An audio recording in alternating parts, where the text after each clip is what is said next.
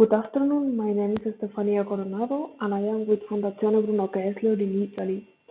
Today I'm going to present this work entitled Enabling Autonomous and Connected Vehicles at the 5G Network Edge that has been performed in collaboration with Universidad Politécnica de Madrid in Spain. In this presentation, I will first briefly introduce the context of autonomous and assisted driving in 5G, as well as the MEC-enabled platform for 5G networks in which we have based our work. And in the second part, I will present the MEC application designed for autonomous driving, as well as the details of the demonstration. And finally, I will conclude this presentation. There is no doubt that the idea of autonomous and automated vehicles has claimed the human imagination since the very beginning of the last century. However, to make this operation possible, autonomous vehicles have to interchange a huge amount of information in order to ensure driving safety. This information can come from sensors and video streams from the vehicles and the roadside units, but that nevertheless have to be processed in real time in order to perform the operations. Usually, computer vision and artificial intelligence applications have been used for this purpose. However, it is required to take into account that these applications are very computationally intensive and that require a considerable amount of resources and energy in order to be performed. It is that why in recent years, cloud computing has been seen as a real option to offload this computation from the vehicles to a centralized data center in order to provide greater accuracy and precision. However, given the latency imposed by a cloud data center, the deployments involving a MEC infrastructure have been really recently taken into consideration in order to make this a feasible reality. Based on this context, we have based our demonstration on an architecture for 5G-enabled vehicular networks, and that is compliant with the MEC reference model. This architecture allows the deployment of applications that can be seamlessly integrated at the edge or at a remote cloud, attending to the performance requirements. And we have used it to deploy a computer vision application for autonomous driving. So with line leg detection and road object recognition, and it has been demonstrated in two main use cases as they are remote driving and autonomous driving, while allowing the computation offloading between the MEC and the cloud. In this slide, we can see the high-level system architecture of the MEC platform that we have used for this demonstration, and that is called Light Edge. We have divided the architecture into three parts. First of all, the RAM, where we locate, of course, the radio access node and the centralized resource manager that is in charge of controlling such nodes. On the second part, we have the MEC host that follows the ETSI bump in the wire architecture. And finally, we have the core network in which we have established a connection with a remote cloud data center.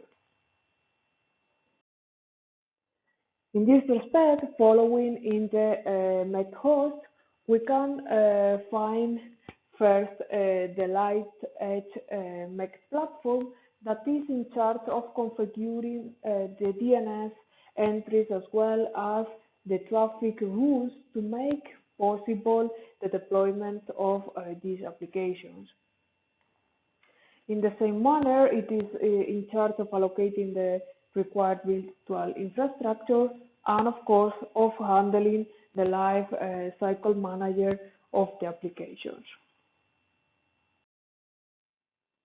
I will present now the MEC application that we have developed for autonomous driving, and that is focused in two main operations: the lane line detection and the on-road object detection. The first one has as a main goal to determine the path to ensure safe and cooperative maneuvering, while the second one is able to identify different traffic signs and that can be of help, for example, for use cases as emergency braking. In the demonstration, we have four basic scenarios, two for remote driving and two for autonomous driving, and that represent this application that I have just mentioned. While the first scenario, the same operations can be performed by instructing manual directions from either the cloud or the MEC platform. For the setup, we have used a remote control car equipped with an LTE dongle, and then we have developed in an Intel NUC the E-Node-B on the MEC platform using SRS-LTE and latency. Finally, we have used for the connectivity our user-P B210. We will start this demonstration by showing the remote driving use case, and in particular in the cloud-based version. On the left part, we can observe the top view of this operation, while on the right side, we can see what is the operator view in every moment. So as we can observe in the video, due to the latency imposed by the cloud data center, it is very difficult for the operator to maintain the vehicle on track despite the operation performed. We can see now how this remote driving could be in the case of a MEC-based remote driving, in which we can see how the operator has a math facility to control the car in a proactive manner, and it is able to perform the operations on time as required by these sensitive scenarios. In the second step, we are going to see the features enabled by the autonomous driving application that we have designed. In this case, we will just show what is the behavior when it is developed in the MEC platform. As we can see that the car is perfectly able to stay on the track and to recognize the different paths and turns that is finding along the track. To conclude this presentation, we can see how MEC, virtualization, and network softwarization are great enablers for allowing a radical latency reduction.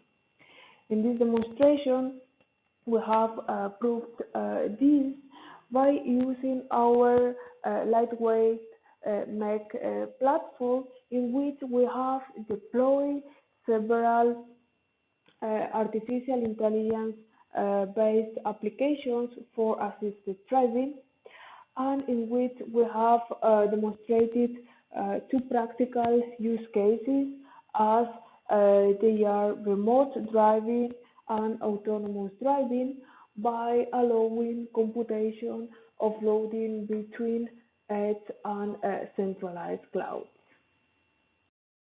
Thank you very much for your attention. If you have any questions, please do not hesitate to drop me an email.